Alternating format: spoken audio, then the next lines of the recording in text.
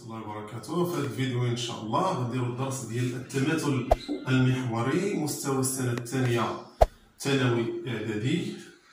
الدرس الاول في الهندسه بالنسبه للمستوى الثانيه اعدادي. اذا ان شاء الله حنا غادي نقسموا هذا الدرس هذا لجوج ديال الاجزاء، الجزء الاول والجزء الثاني لان فيه شويه القواعد كثار شويه. ما تنسوش الله يجازيكم بخير دعم القناه بالاشتراك والضغط على الجرس باش يوصلكم كل جديد.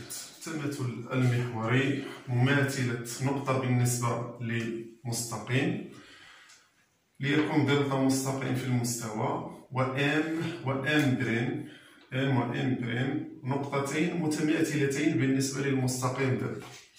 تعريف ام بريم مماثلة، كنقول مماثلة يعني صورة ام بريم مماثلة النقطة ام بالنسبة للمستقيم دلتا، يعني أن دلتا واسط القطعة ام.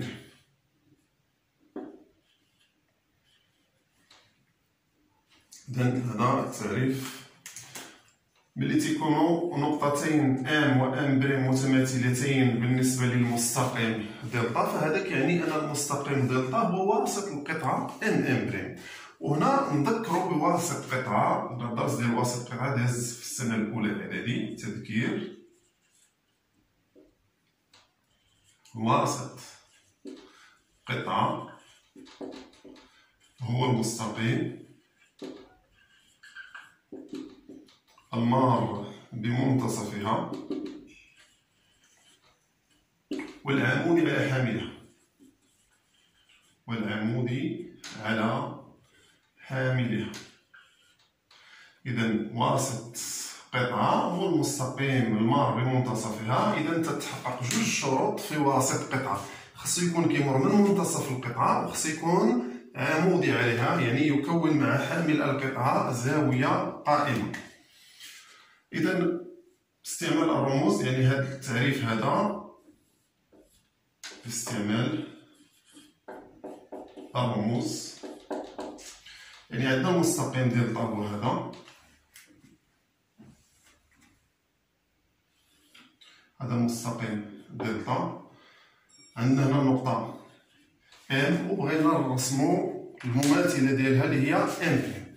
إذا خصني نشد واحد خصني تكون عندي معدات، يعني أدوات هندسية، تشد المثلث أو الكوس وندير واحد الزاوية قائمة، نرسم واحد المستقيم كيمر من النقطة ام بريم وكيكون زاوية قائمة مع دلتا. ثم نشد الفيركار وناخذ المسافة ما بين دلتا و ام هي نفسها المسافة ما بينها و ام بريم. إذا تكون عندي هذه المسافة تتساوي هذه المسافة ما بين دلتا و ام هي المسافة ما بين دلتا و ام بريم، باش نقولوا راه دلتا كيمر بمنتصف القطعة ام بريم، ويكون المستقيم دلتا يكون عمودي على القطعة ام بريم. إذا دلتا كيمر بمنتصف ام بريم وعمودي على حاملها، إذا دلتا واسط القطعة ام بريم. إذا رجعوا للتعريف: ام بريم مماثلة النقطة أو النقطة ام بريم مماثلة النقطة ام بالنسبة للمستقيم دلتا، يعني أن دلتا واسط القطعة ام بريم. وهذه المماثلة النقطة غنبقاو نخدمو بها إن شاء الله. إذا بالنسبة لمماثلة نقطة ندوزو دابا مماثلة قطعة.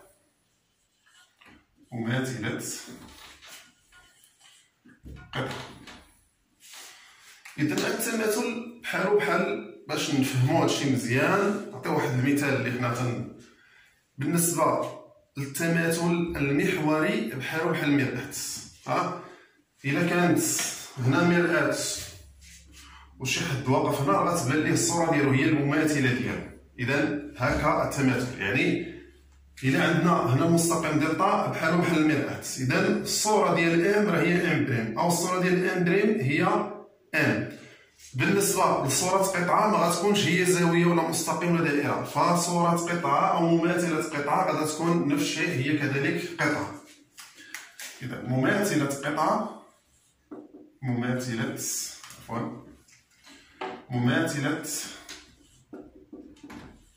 قطعة بتماثل محوري.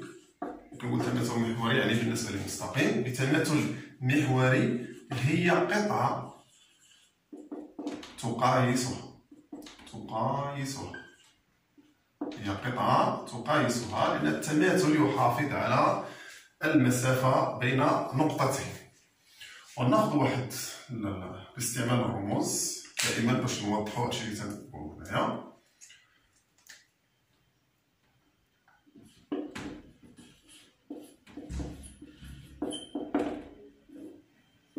A B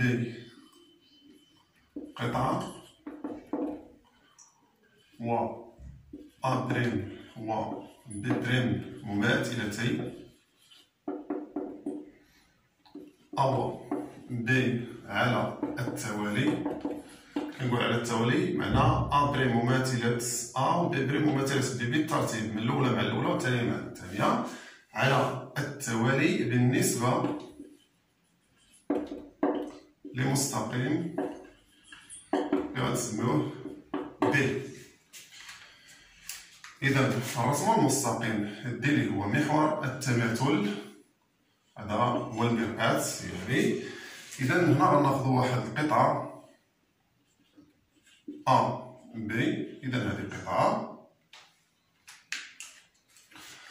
مماثلة A غنرسموها بنفس الطريقة اللي رسمنا بها مماثلة M.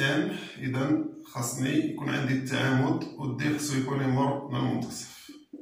إذا هذه علامة التقايس. وكذلك أن عندي التعامد هنا. مماثلة B نفس الشيء. إذا هنايا B' نفس المسافة والتعامد. إذا إلا لاحظتو مزيان فالقطعة A' B' فغادي يكون عندها نفس القياس ديال القطعة AB. معنى القياس ديال القطعة AB هو نفس القياس ديال القطعة A' B'. إذا A' B' مماثلة AB بالنسبة للمستقيم D. وقلنا بأن مماثلة قطعة هي قطعة تقايسها. نديرو لدينا إذا A' B' تساوي AB. إذا المسافة ما بين A' و B' هي نفس المسافة ما بين A و B. إذا نقول إن التماثل يحافظ على المسافة بين نقطتين. التماثل يحافظ على المسافة بين نقطتين معناها صورة قطعة هي قطعة تقايسها. ندوزو دابا مماثل مستقيم.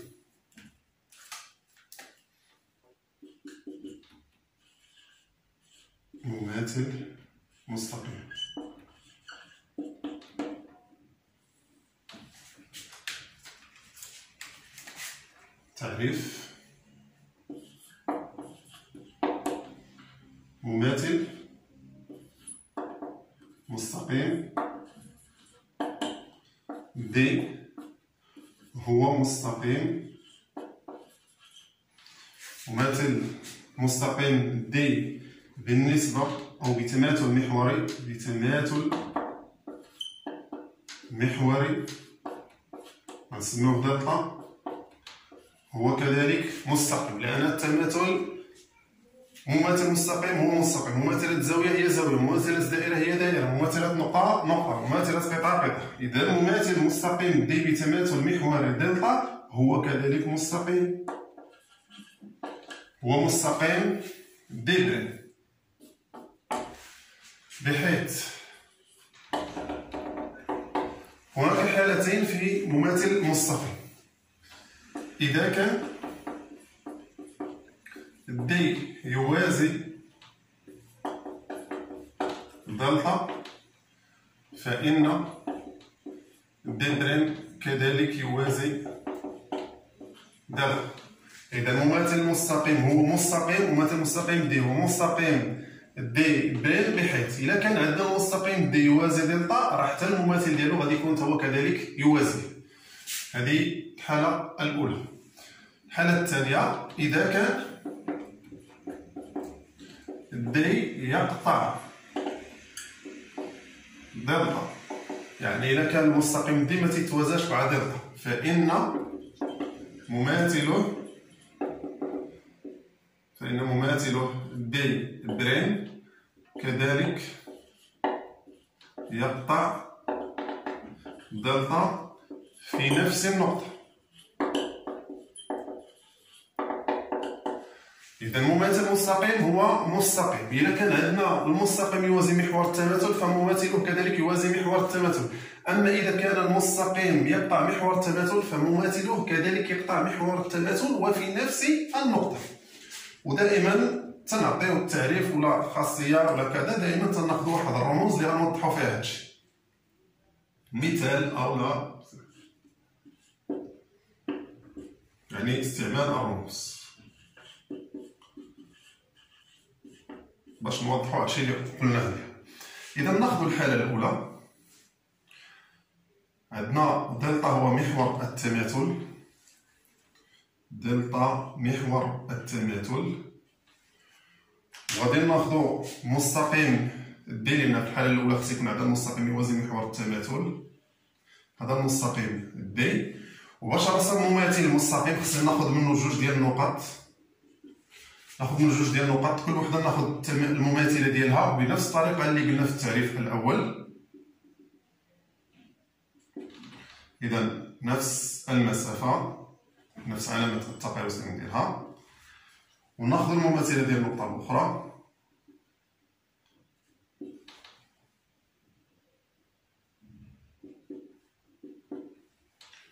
إذا مماثل الدي حنا خدينا منه جوج نقط، مماثله هو المستقيم ما من مماثلتي هاتين النقطتين اللي خديناهم على المستقيم الدي، بالتالي غادي يكون بحال هكا. إذا لاحظوا مزيان، إذا كان الدي يوازي دلتا فمماثله دي بريم كذلك يوازي اش دلتا. هذه الحالة الأولى. الحالة الثانية غناخذوا المستقيم دي يقطع المستقيم دلتا. إذا غادي ناخذوا المستقيم دلتا هو هذا اللي هو محور التماثل، وغادي ناخذوا المستقيم دي الذي يقطع دلتا، يعني ما تيتوازاش معاه. وغناخذوا على هذا المستقيم غناخذوا عليه جوج نقط. دائما باش نرسم مماثل مستقيم كنحدد عليه جوج نقط، ودائما بنفس الطريقه اللي درنا هنايا رسم مماثله كل نقطه. إذا مماثله النقطه الاولى دائما التعامد ونفس المسافة، مماثلة النقطة الثانية التعامد ونفس المسافة. إذا المستقيم دي سيمر، اللي هو مماثل المستقيم دي سيمر من هاتين النقطتين. إذا المستقيم دي بريم يمر من هذه النقطتين. إذا لاحظوا أنه كذلك يقطع المستقيم دلتا في نفس النقطة. إذا هذا المستقيم دي بريم. إذا هناك حالتين في مماثل المستقيم. إذا كان المستقيم يوازي محور التماثل فمماثله يوازي كذلك محور التماثل. أما إذا كان المستقيم يقطع محور التماثل فمماثله كذلك يقطع محور التماثل. نعم. إذا غادي نحبس هنايا وناخذ واحد التمرين تطبيقي في هذا الشيء اللي خدمنا دابا، عاد نكملوا الدرس من بعد إن شاء الله. إذا بسم الله ناخذ التمرين التطبيقي اللي قلنا. تمرين تطبيقي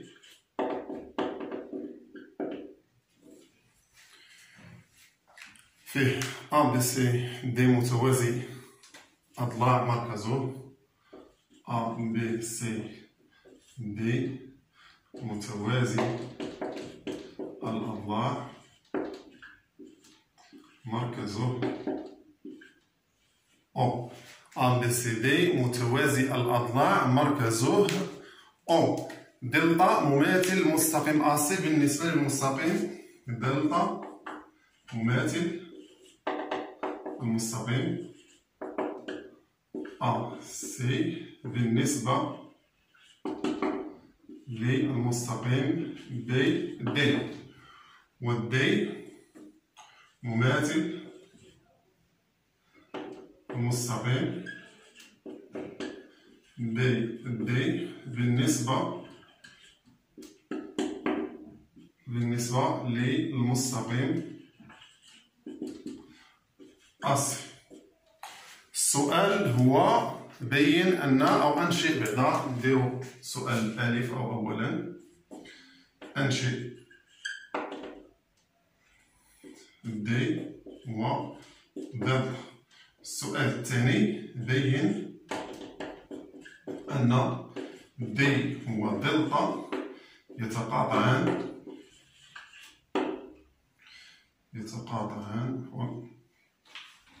دي ودلتا يتقاطعان في النقطة أو. إذا التمرين واضح.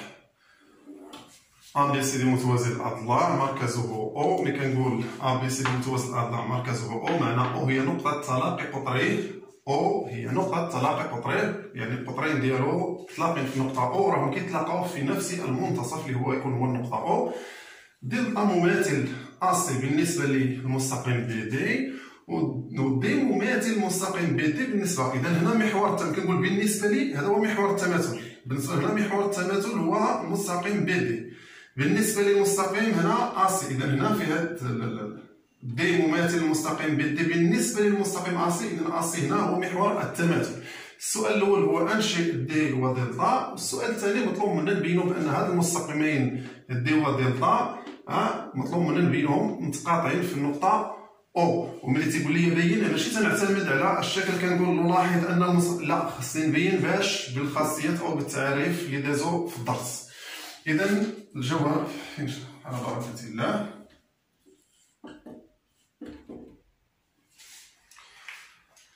السؤال الأول إذا مطلوب منا رسم الشكل. إذا خصني نرسم المستقيم الرسم A B C D اللي هو متوازي الأضلاع. متوازي الأضلاع هو رباعي الشكل، كل ضلعين فيه متقابلين متوازيين. رباعي الشكل كل ضلعين فيه متقابلين متوازيين A B C D. وما نقولش A B ونجي ندير هنا C وندير هنا D، لا بالترتيب A B C D. إذا هذا متوازي الأضلاع. مستقيم A B كيوازي D C و B C يوازي A D مركزه O. معنى كيتلاقاو فاش؟ في المركز. هاد القطرين كيتلاقاو في واحد النقطة أو اللي هي تسمى مركز متوازي الأضلاع. إذا عندنا دلتا مماثل AC. دلتا مماثل AC. دلتا مماثل AC بالنسبة لبي. يعني مستقيم AC النقطتين اللي غناخدهم عليه كما قلنا باش نرسمو مماثل المستقيم خصنا عليه جوج نقط. هاد النقط عندنا هما A و C. يعني مطلوب مني نرسم مماثلة A بالنسبة لبي دي ورسم مماثلة C بالنسبة لبي دي، والمستقيم دلتا هو اللي كيمر من هاد مماثلتي A ومماثلة A ومماثلة C. إذا محور التماثل هنا هو المستقيم بي دي. إذا مماثلة AC بالنسبة لبي دي. إذا رسم المستقيم بي دي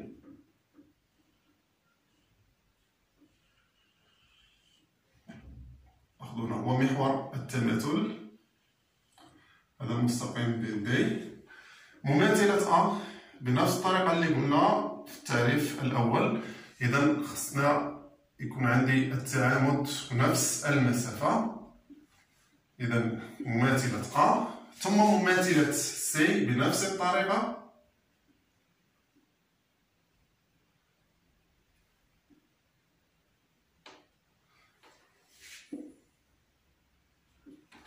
إذا المستقيم دلتا هو اللي كيمر من مماثلة A ومماثلة C. هذا المستقيم دلتا. هذا المستقيم دلتا. قال لي رسم مماثل المستقيم بي اللي هو سميناه دي مماثل مستقيم بي دي بالنسبه لي خصني نرسم مماثله بي ورسم مماثله دي. مماثله بي بالنسبه لي اسي، اذا هنا هاد المره محور التماثل هو المستقيم اسي. اذا خصني نرسم مماثله النقطه بي بالنسبه لي للمستقيم اسي، ورسم مماثله دي بالنسبه للمستقيم اسي. إذا مماثلة دي يبقى الوضع تكون تقريبا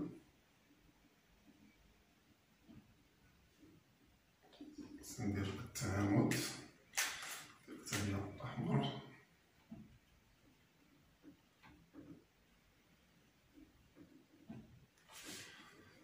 تقريبا،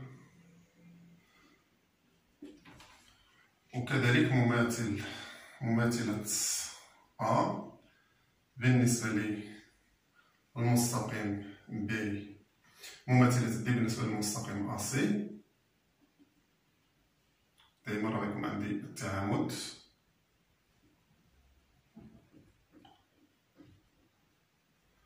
تقريبا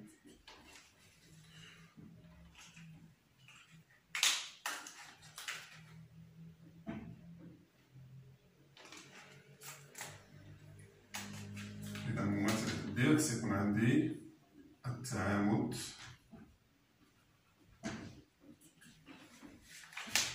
إذا هذا المستقيم دي.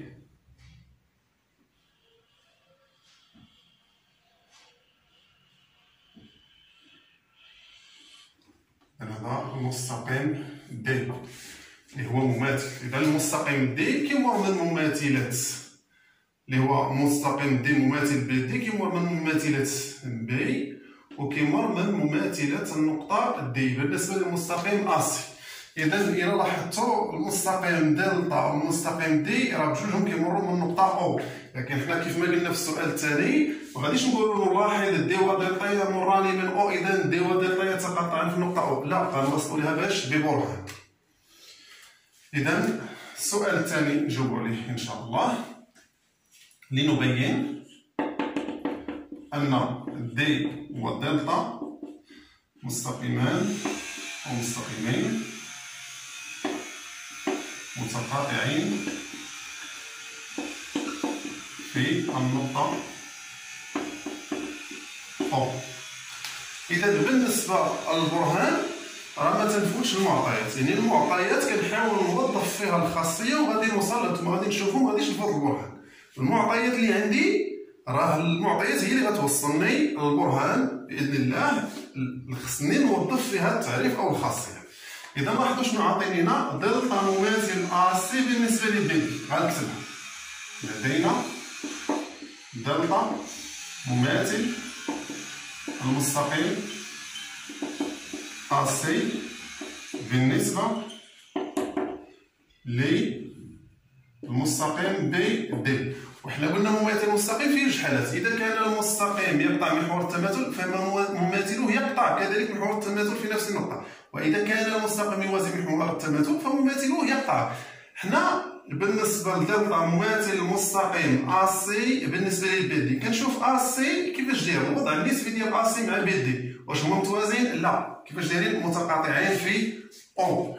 غنزيدها، ولدينا اسي يقطع بي دي في او. اذا مماثله غيكون يوازي؟ لا، فمماثله كذلك هو يقطع المستقيم بي دي فاش؟ حتى هو في نفس النقطه، في نقطه او اللي قلنا في التعريف. اذا دلتا يقطع بي دي في النقطه او، يعني ان او تنتمي، يعني او تنتمي للمستقيم دلتا. اذا غادي ندير لها واحد، هذا الرمز ديال ينتمي، يعني او كتنتمي لدلتا او دلتا يمر من النقطه او، هذه واحد. نرجع للمعطى الثاني، دي مماثل المستقيم بي دي، ولدينا دي مماثل المستقيم بي دي بالنسبه للمستقيم AC. ودائما خاصني نشوف كيفاش ندير هذا المستقيم مع محور التماثل. BD يقطع AC و BD يقطع AC في O. إذا المماثل كيفاش غيكون؟ حتى هو كذلك غادي يقطعو في نفس النقطة. إذا D يقطع محور التماثل اللي هو هنا AC في نفس النقطة اللي هي اش، اللي هي النقطة او. يعني هنا دي يمر من او يعني ان او تنتمي للمستقيم دي. هادي نديرو ليها جوج. اذا واحد اشنو عندنا؟ عندنا دلتا كيمر من او، واثنان اشنو عندنا؟ عندنا دي كيمر من النقطة او. اذا المستقيمين كيمروا من نفس النقطة، اذا هما واش متوازيان؟ لا، اذا هما متقاطعين. فاش؟ في نفس النقطة اللي كيمر منها بجوج هي النقطة او. من واحد واثنان، من واحد واثنان، واحد راه عندنا دلتا كيمر من او، ملي كنقول او تنتمي الى دلتا معناها دلتا راه كيمر من او، واثنان عندنا دي كيمر من او. اذا المستقيمين بجوجهم كيمروا من نقطة او، يعني انهما متقاطعين في النقطة او. من واحد واثنان نستنتج ان دي ودلتا يتقاطعان في النقطة. إذا الدرس غادي نقسموه لجوج ديال الأجزاء. إذا باش ما يكثروش علينا القواعد، يعني هذا الشيء اللي درناه دابا في هذا الجزء هذا يتطبق مزيان، يتراجع، والتمرين التطبيقي هو قدامنا، ويتحفظوا التعاريف والخاصيات، ونكملوا الجزء الثاني ان شاء الله. من بعد ما نكملوا تناخذوا فيه شي تمرين تطبيقي. ما تنساوش الاشتراك في القناه والضغط على ابوني والضغط على الجرس باش يوصلكم كل جديد. السلام عليكم ورحمه الله وبركاته.